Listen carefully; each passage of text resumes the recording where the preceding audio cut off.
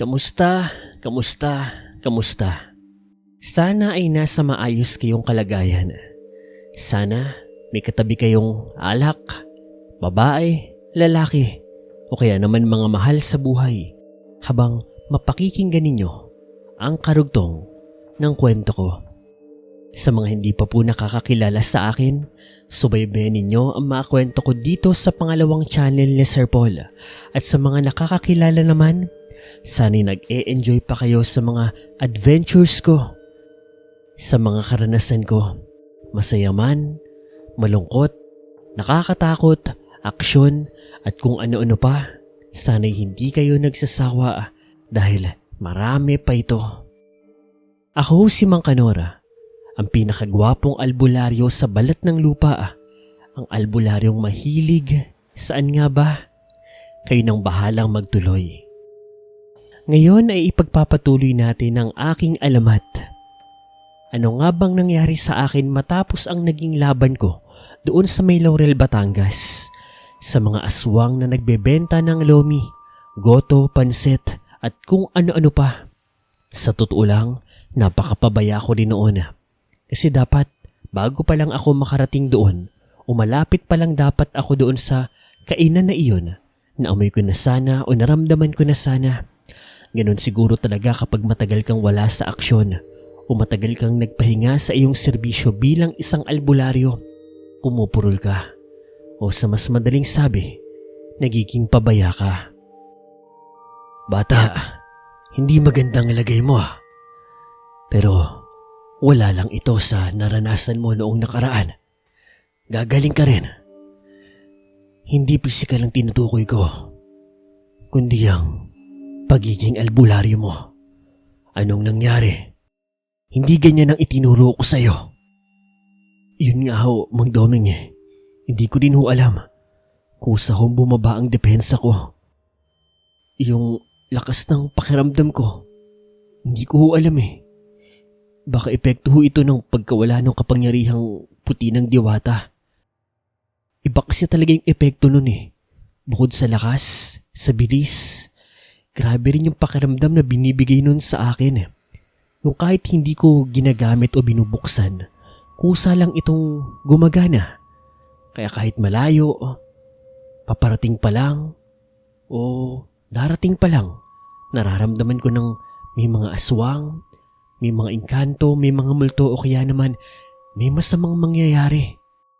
Pero ngayong wala na nga ang kapangyarihan ni Diwata Arhel sa akin, dito ko napagtanto na mukhang sinandalan ko na yon. Kumbaga nakakapit na ako doon. Hindi ko na masyadong ginagamit yung mga abilidad na natutunan ko sa inyo ni na Kuya Poncho. Kailangan ko magsimula ulit, Mang Doming. Bukod sa physical na lakas, kailangan ko rin ng mental na lakas at spiritual na lakas. Kailangan kong ibalik yon. Kailangan ko dahil paano kung hindi na bumalik sa akin ang puting kapangyarihan ni Diwata Arhel? Anong mangyayari sa akin? Napakarami pa at napakalalakas pa ng mga aswang na kakaharapin ko. Alam ko yan. Hindi sila nauubos. Aaminin ko. Alam naman nating lahat na kung wala yung kapangyarihan ni Diwata Arhel noong gabing yon, namatay na ako sa kamay ni Madam Cynthia. Hindi ako nanalo sa kanya. At isa pa, yung dumating na lalaking aswang. Alam kong napakalakas niya di hamak kay Madam Cynthia. Kaya anong itatagal ko sa mga aswang na yon? Ano? Lahat gagawin ko para lalong lumakas. Mang Doming, kaya tulungan mo ko. Kailangan kong maipaghiganti ang mga magulang ko. Ang anak ninyo. Tulungan niyo ako. Hindi kita matutulungan. Sarili mo lamang ang makakatulong sa iyo, Kanor. Nandito lang ako para gabayan ka. Maraming salamat muli kay Mang Doming. Dahil siya na naman ang gumamot sa akin. Nagpagaling ng mga sugat ko, ng mga pinsala ko. Hindi ko talaga alam ang gagawin ko kung wala siya. Laki ng pasasalamat ko sa kanya. Habang nagpapagaling ako, Sir Paul, unti-unti kong pinapalakas din ang aking spiritual na lakas. Sinimulan ko ring basahin yung mga dasal na alam ko at dinadagdagan ko pa ito.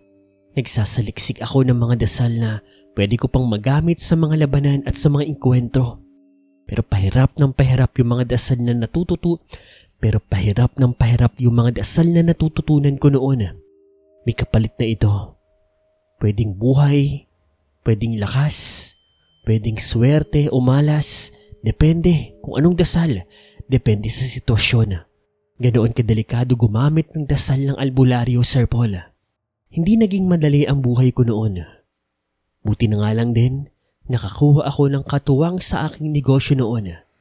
Kaya kahit papaano, nakakapag-focus ako sa pagsasanay ko para sa pagpapalakas ng aking mga abilidad bilang albularyo. Buti nga mapagkakatiwalaan ko yung nakuha kong katuwang. Magaling din siya kahit papaano. Kaya naman nakakapag-focus ako at nakakapagsanay talaga ako ng husto. Lumipas po ang mga linggo. Gumaling naman po ang aking mga pinsala na natamo doon sa nakaraang labanan sa Laurel. At sa pagkakataon na yon, handa na ako sa panibagong misyon namin ni Mang Doming. Yun yung napuspon na pagpunta sana namin doon sa may Maynila. Dahil si Mang Pulito may nakuhang ang impormasyon na doon daw sa may Quiapo, meron daw isang lugawan na kahina-hinala dahil ang mga nagtitinda raw dito, mga aswang. Hindi raw sigurado ni Mang Pulito kung may koneksyon daw ba ang mga iyon sa mga lupo ng aswang. Pero ganun pa man, subukan na lang daw namin. Hindi raw kasi niya malugaran ang oras at panahon dahil meron daw siyang kasalukuyan na tinatrabaho noon. Gabi bago kami lumuwas ng Maynila. Nasa isang sulok ako ng bahay ko nito. Nagko-concentrate ako. Pinapalakas ko ang aking espiritual na kapangyarihan. Nang maya-maya, nilapitan ako ni Mang Doming. Kanor, handa ka na ba? Oo naman ho. Bakit niyo ako natanong? Alam mo namang luluwas tayo ng Maynila bukas, hindi ba? Hindi ko masasabi kung magkakaroon tayo ng kalaban doon. Hindi ko masasabi kung magmamatsyag lang ba tayo doon. O kaya naman mapapalaban na. Gusto ko malaman kung handa ka na ba. Dahil alam mong hindi ko kakayanin mag-isa. Maaaring kaya kong iligtas ang sarili ko. Pero kung ililigtas kita, baka mamatay ka. Tandaan mo, hindi na basta-basta ang mga magiging kalaban natin. Wag ho kayo mag-alala. Wala man sa akin ang kapangyarihang puti ng diwata. Kakayanin ko. Magagawa ko. Nanalo nga ako doon sa mga aswang sa may Laurel, Batangas, hindi ba? Ano pa kaya sa mga taga Maynila? Huwag mong mamaliitin ang mga aswang. Nasa lungsod man o nasa probinsya. Hindi mo alam. Baka mas malalakas ang mga nasa Maynila. Malakas man ho sila o hindi, gagawin ko ang lahat para mabuhay. Dahil kagaya ng sabi ko sa inyo, hindi pa ho rito nagtatapos. Nagsisimula pa lang ho tayo. Pagkatapos noon, Sir Paul, iniwan na rin ako ni Mang Doming. Nagpunta na siya sa kwarto niya. Samantalang ako, tinapos ko lang ang pagsasanay sa aking espiritual na lakas at maya-maya'y nagpahinga na rin. Kinabukasan, maaga po kaming gumising. Nagayak ng mga gamit. Tapos nun, lumuwas na po kami ng Maynila. Pumunta kami ng Quiapo. At sa totoo lang, Sir Paul, first time ko lang din pong mapadpad doon sa may Quiapo. First time ko lang din pong makapagsimba doon. Maganda pala ang Quiapo. Sakto nga, Sir Paul Biyernes nung araw na iyon, kaya Quiapo Day. Ibig sabihin, marami raw magsisimba. Hindi po naging madali ang biyahe namin kasi dati, hindi pa naman po ganong karami ang mga pampasaherong bus. Kaya medyo natagalan kami. Ngayon kasi ang dali na lang pong bumiyahe papunta ng Maynila. Ilang sakay lang ng bus ay nang doon ka na. Pero dati, ang dami mo pang sasakyan. Idagdag mo pa na galing pa kaming bundok ha. Sa pagdating po namin sa may Pasay, Talagang na-amaze ako sa mga nakita ko. Ang daming building, mga sementadong daan, iba't ibang sasakyan, iba't ibang mga tao. At habang naglalakad kami sa Pasay, dahil sasakay kami ng jeep papunta nga ng Quiapo, ang dami kong nakikita at nakakasalubong ng mga tao. Maaga pa noon, alas 6, alas 7 yata, madilim pa. Mga estudyante pero kadalasan mga trabahador. Hanggang sa bigla ay meron akong nakasalubong. Pasensya na. Nako, pasensya ka na rin. Tumingin ka sa mga dinadaanan mo. Marami ka makakasalubong dito. Baka mamaya kagalitan ka. Natulala naman ako, Sir Paul, sa nakabungguan at nakasalubong ko. Isang babae. Maganda. Mukhang papasok ito sa trabaho. Mukhang tag-opisina. Pasensya ka na. Bago lang kasi ako dito sa Maynila. May pupunta. Sige na, mag-ingat ka. Aalis na ako. Mag-ingat ka dito sa Maynila. Maraming mga oportunista rito. Sir Paul, hindi na ako nakapagsalita. Hindi na rin ako nakatugon sa kanya. Ganun ba mga taong taga Maynila, taga syudad? Ang bibilis magsalita. Hindi gaya sa probinsya, sa Cavite. Makikipag-usap talaga sila. Ewan ko lang sa panahon na ito Paano na ba makipag-usap ang mga tao? Ang tagal ko na kasing nandito lang sa lungga ko Balik tayo sa kwento. Gandang-ganda ako talaga sa babae na iyon. Tisay. Mukhang profesional. Pero kung tutuusin, napapaisip din ako. Naiinis ako sa sarili ko noon. Nakakita lang ako ng babae. Nataranta na kaagad ako. Ay, sino ba naman ako? Isang hamak lang naman ako na albularyo. Siya, profesional na magandang babae. Mga tagapakinig, Sir Paul, baka naninibago kayo sa akin Humble pa po kasi ako noong mga time na yun Ngayon kasi hambog na. Habang tinitignan ko papalayo ang babaeng maganda na iyon, nagulat na lamang ako nang makaramdam ng masakit sa tenga ko. Paano ba naman pinipingot na pala ako ni Mang Domeng? Aray ko! Ay naku Kanor, babae na naman. Alam mo Kanor, hindi aswang, multo, engkanto o demonyo ang papatay sa'yo. Babae. Ay nako. Napailing-iling na lamang si Mang Domeng. Binitawan ng tenga ko at naglakad. Ako naman ay napangiti na lamang, napakamot sa tenga ko at sumunod sa kanya. Hindi po nagtagal ay nakasakay na rin po kami ng jeep papunta po sa Quiapo. At doon nagsimula na po ang kakaibang pakiramdam ko.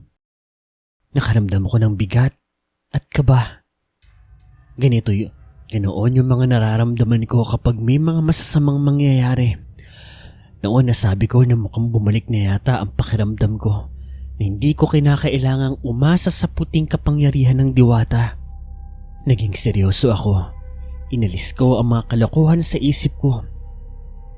At hindi po nagtagal, narating na rin po namin ang lugar ng Quiapo. Sa una po ay nagmasid-masid ako sa paligid. Sa mga taong nagsisimba, sa mga dumadaan, sa mga tindero-tindera, sa lahat ng tao. Wala naman ako napansing kakaiba. Kanor, hindi mo alam, dito sa lugar ng Maynila, dito sa syudad, maraming magagaling at malalakas na aswang. Yung iba'y hindi natin mararamdaman. O yung iba, maaring sila ay alam na nila kung ano tayo. Maging maingat ka. Kahit anong tago mo, sa presensya mo ng pagiging albularyo, kapag nakachamba tayo ng malakas at maabilidad na aswang, mas lalo na kung eksperyensyado, asahan mo may kalalagyan tayo. Kaya maging handa ka, maging natural, maging mapagmatsyag. Pumasok po kami ng simbahan ng Quiapo. Nagsimba kami. Nakinig sa misa, humingi ng lakas sa Diyos, at pagkatapos po noon, hinanap na nga po namin yung tinutukoy na lugawan ni Mang Pulito. At hindi na rin po kami nahirapan. Medyo malapit lang naman po yung lugawan na iyon doon sa may simbahan. Matatagpuan niyo po yun banda sa looban. May mga eskinita at may mga bangketa sa bandang palengke po. Makikita mo ang lugawan. Detalyado naman kasing inilarawan sa amin ni Mang Pulito ang daan at deskripsyon ng lugawan na iyon. At tatawagin na lang po natin ito sa Nelly's Lugawan. Hindi ko alam kung bakit Nelly. Yung may-ari ba yung Nelly? Basta lugawan ito. Nakaramdam kaagad ako ng mga aswang doon sa lugar. Hindi sa mga customer o sa mga taong nasa paligid, kundi mga aswang na presensya mula sa mga nagbabantay, yung mga nagseserve ng pagkain, yung mga tao sa likuran, at mas marami pang aswang doon nga sa likuran, sa warehouse na tinutukoy ni Mang Pulito. Pumasok kami sa lugawan. Sakto lamang ang laki nito.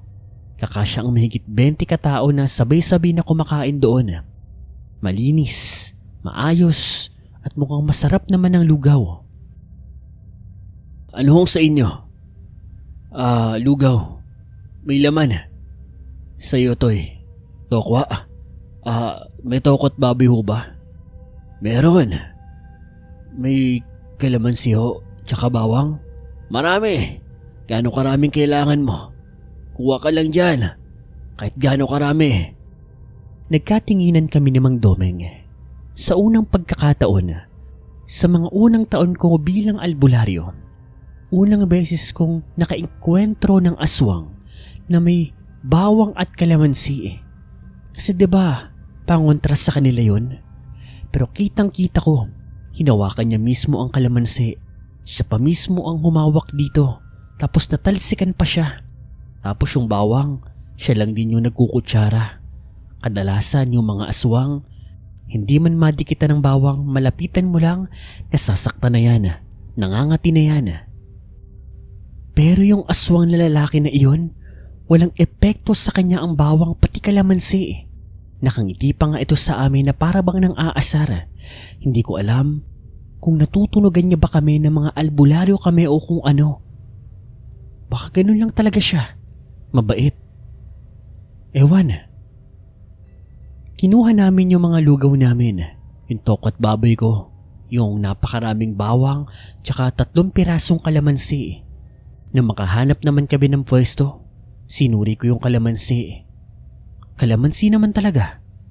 Dati kasi yung mga bawang malumanong ginigisa yan eh. Hindi katulad ngayon na may mga nabibili na pong bawang na para bang peke eh.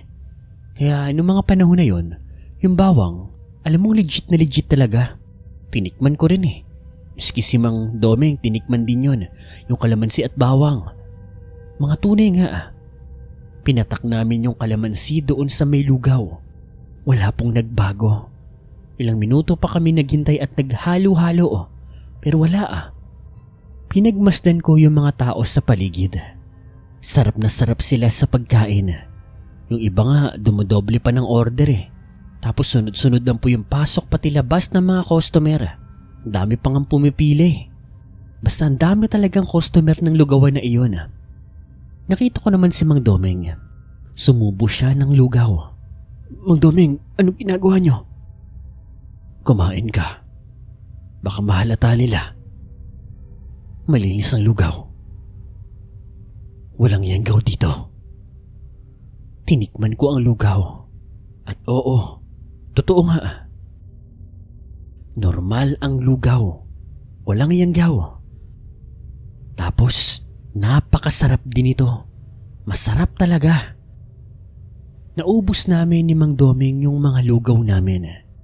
At sa totoo lang, takang-taka talaga kami nung mga sandali na iyon. Anong misteryo? Alam naming may mali eh. Pero bakit ganoon? Walang mali sa lugaw. Umalis kami doon. Naglakad-lakad kami sa Quiapo. Mang Domeng, bakit walang yanggaw doon sa lugaw? Hindi ko alam bata. Hinala ko. Baka malinis naman talaga ang lugaw. At base naman kay Pulito, 'di ba? Nasa likod naman nagaganap yung mga kababalagan. Baka pronta lang talaga nila ang lugawan. At sa likod, nandoon yung mga kababalagan. Mabuti pa, dumito muna tayo. Maglibot-libot muna tayo. Mamayang gabi, balikan natin yung lugawan. 24 oras naman yun. Sige ho. Anong gagawin natin? Libutin natin ang palibot ng lugawan. Baka may pasukan din doon sa likuran. Pero huwag tayo magpapahalata.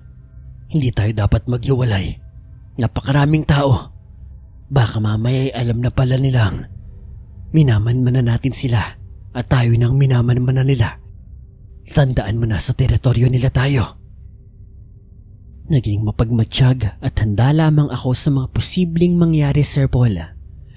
Ang bigat-bigat ng pakiramdam ko noon. Pero kahit na ganoon ang sinabi ni Mang Doming, kahit alam kong may mali, wala akong maramdaman na mali. Alam ko magulo. Ang ibig sabihin ko lang, alam ko na may maling nangyayari. Pero wala akong nararamdaman na kakaiba. Gaya na lang ng yanggaw. Kung may nagmamasid ba sa amin, kung may nagmamatsyag o sumusunod, wala. Malinis. O baka dahil marami lang tao. Hindi ko alam. Lumipas ang buong maghapon. Wala kami napansing kakaiba doon sa Quiapo. Patuloy lang ang dagsa ng mga customer ng lugawan na iyon. At sa paglilibot nga namin sa buong maghapon, isang iskinita ang nakita namin na pwede naming daanan para makapunta doon sa likod. Aakit lang kami ng bakod at matatanaw na namin yung looban noong warehouse na tinutukoy namin. Doon kami dadaan. Pero sa sobrang dami kasi ng tao, mahihirapan kaming pumuslit. Nagpalit din kami ng damit noon. Bumili kami doon sa bangketa para hindi nila kami mahalata. At pagsapit ng 10:00 ng gabi, bumalik kami sa lugawan. At sa pagkakataon na yon, iba na ang mga bantay. Alam naming mga aswang sila. Pero kagaya noong kaninang punta namin doon, wala pa rin silang ipinapakitang mali at kakaiba. Kumpara kaninang umaga, kahit may mga customer noong gabi, hindi na masyadong matao. Medyo tahimik na at wala na pong pila. Kaya ng mga sandali na iyon, mas nahihirapan kami sa pagmamatsyag. Nag-focus lamang kami sa pagkain ng Mang Doming. Hanggang sa nagulat na lamang ako nang biglang may tumabi sa akin. Teka, ikaw yung kanina. Napalingon ako sa kaliwa ko. At halos mabilaukan ako sa lugaw at tokwa ng inunguya at niluluno ko.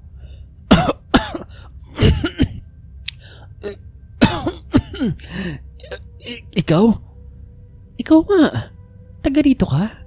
Anong ginagawa mo rito? Siya, Sir Paul, yung babae na nakita ko kanina. Yung nakasalubong ko. Yung babaeng office worker. Kumakain. Hindi kami taga rito. Sabi ko nga 'di ba, dumayo lang kami dito sa Maynila. Ay, oo nga pala. Pasensya na. Nakita ko siya, Sir Paul. Pinagmasdan ko ang kanyang kasuotan. At hindi na siya nakasuot ng uniforme noon. Yung pang professional ba? Casual na lamang yung kasuotan niya. Pero maganda pa rin siya. Mas maganda pa nga pag simple. Wala na rin siyang makeup noon. Ewan ko kung ilang segundo akong nakatulala. Basta natauhan na lamang ako nang binatukan ako ni Mang Doming. Hoy, kinakausap ka ni Miss. Ay, sorry. Anong pangalan mo, kako? Ako si Elaine. Anong pangalan mo? Kanor. Kanor ang pangalan ko. Pasensya ka na ha. Ngayon lang kasi nakakita ng babae itong kumag na to eh. Pasensya ka na talaga, aalis na rin kami. Ayos lang. Masarap ang lugaw dito, no? Oo, masarap nga. Pero wag na kayong babalik dito, ha? Ano? Bakit naman? Wala. Sabi mo, di ba, hindi naman kayo taga rito? Kaya ayos lang.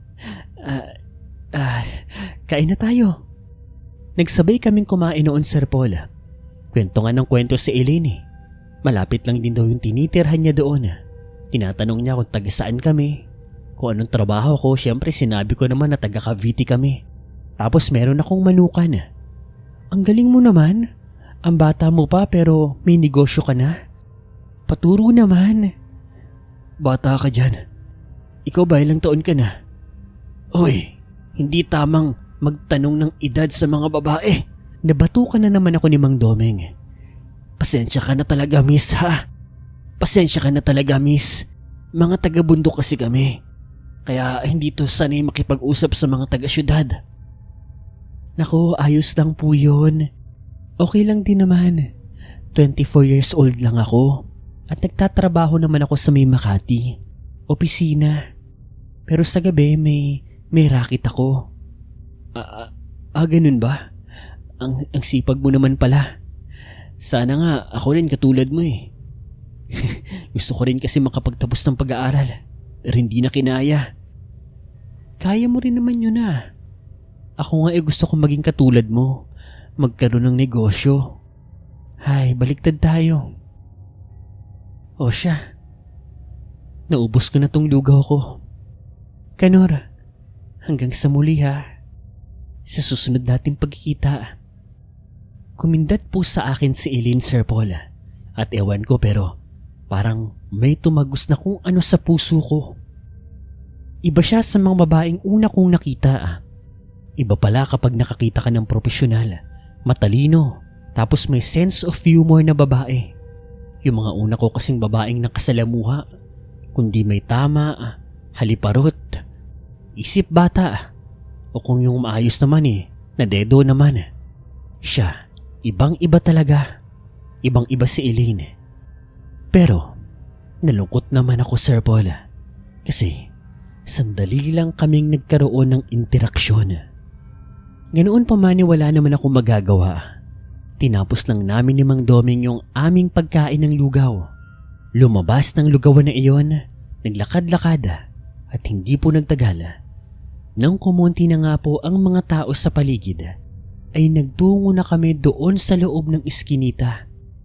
Nagpunta kami doon sa may pader at nang makatsyempo na wala na pong tao sa paligid, pumanik kami doon sa pader at nakapasok doon sa warehouse. Yung amoy, Sir Paul, ay malinis. Wala kang maaamoy na mabaho. Di tulad sa ibang mga kuta ng aswang na nakakasulasok, amoy bulok, amoy patay na tao. Pero doon malinis. Konti lang ang mga naglalakad na tao. Mga aswang. Hindi rin nila kami napansin. Para bang mahihina ang kanilang pakiramdam. At sa pagmamasid namin sa paligid, napansin namin ang mga malalaking cold storage, mga malalaking freezer.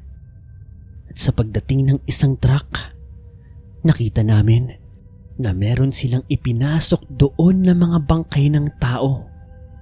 5 bangkay na nagyayelo, naninigas. At sa pagkakataon na iyon, sabay kaming nagkatingin na ni Mang Domeng at sabay na napatango. Nagkaintindihan kami.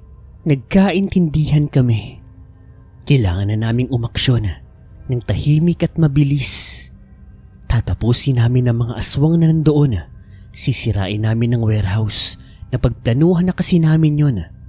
Tapos magtitira kami ng isang aswang at kukunan namin ito ng impormasyon. Nilabas ko ang aking maliit na balisong. Si Mang Domeng naman ay naglabas ng maliit na punyal. Sapat na yun para gamitin panlaban sa mga aswang. Kaso, nung aaksyon na sana kami, nagulat na lamang kami ng, "Sinasabi ko na nga ba?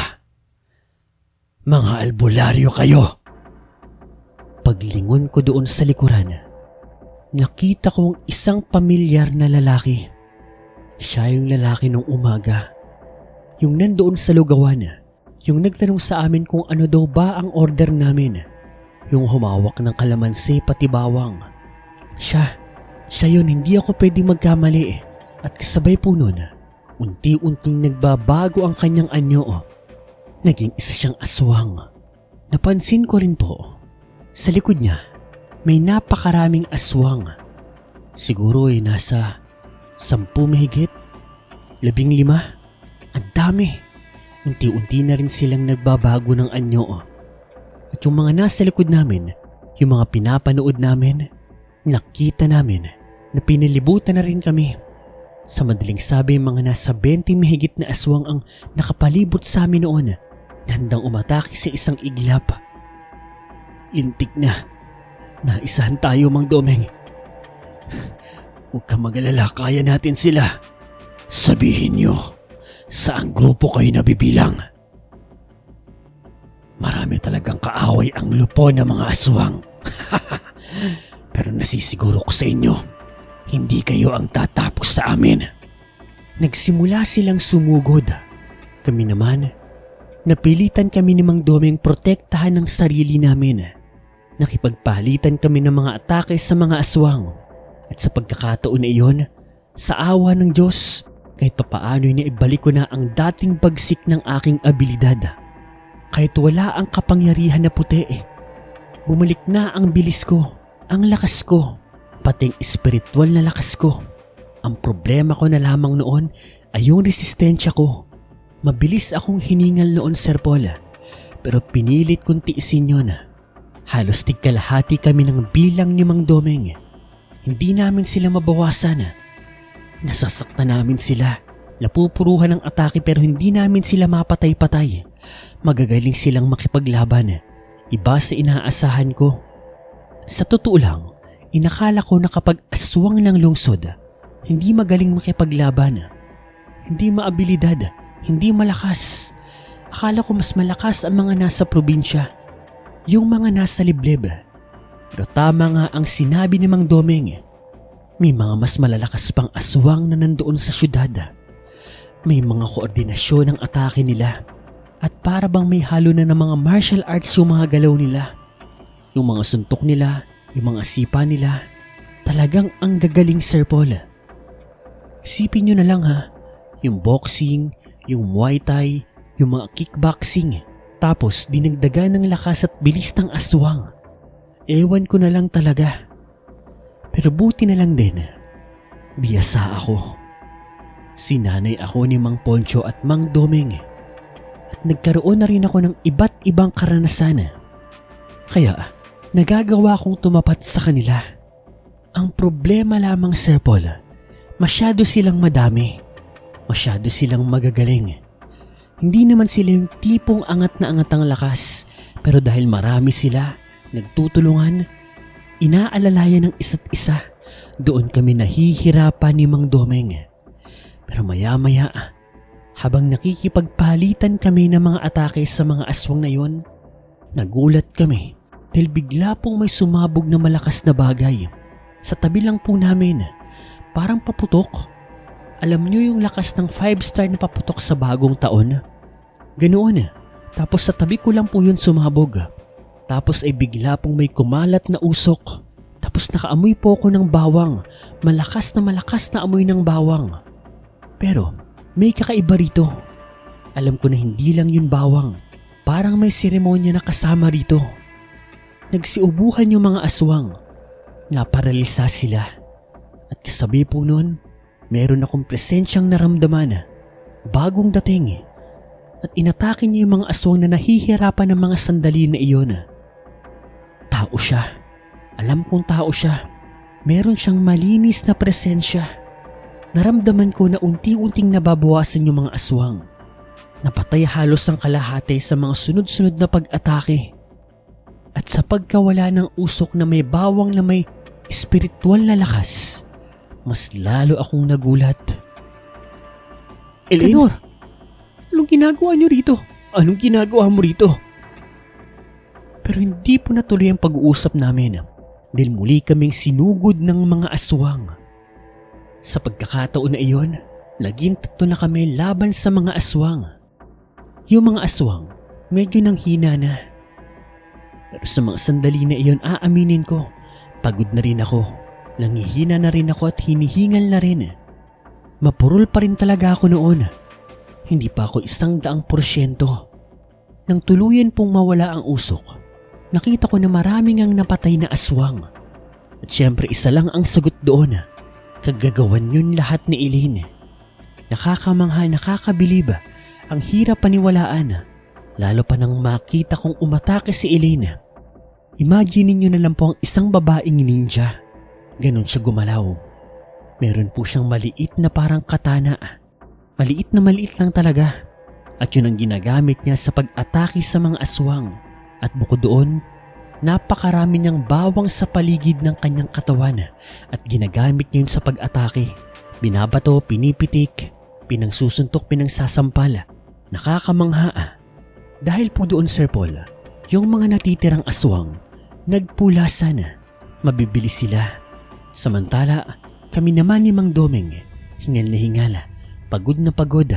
Iniinda na rin yung ibang mga tama namin. Gusto namin sana silang habulin, pero pinigilan na kami ni Elaine. Marami na tayong napatay. Tama na. Kailangan na nating umalis dito. Ngayon din, baka magdatingan yung ibang miyembro ng lupo ng aswang. Importante, napatay natin ang karamihan sa kanila. Kailangan lang natin sunugin ang warehouse na ito. Kailangan na nating sunugin ang mga bangkay ng tao na ito. Dadasalan ko lang muna sila. Diyan lang kayo, babalikan ko kayo. Habang hapong-hapo kami, nakita ko si Elaine. Nag-sign of the cross siya. Binasbasan niya ng mga salita ng Diyos yung mga bangkay na nandoon. Tapos may kinuha rin siyang botelya na warikoy, holy water.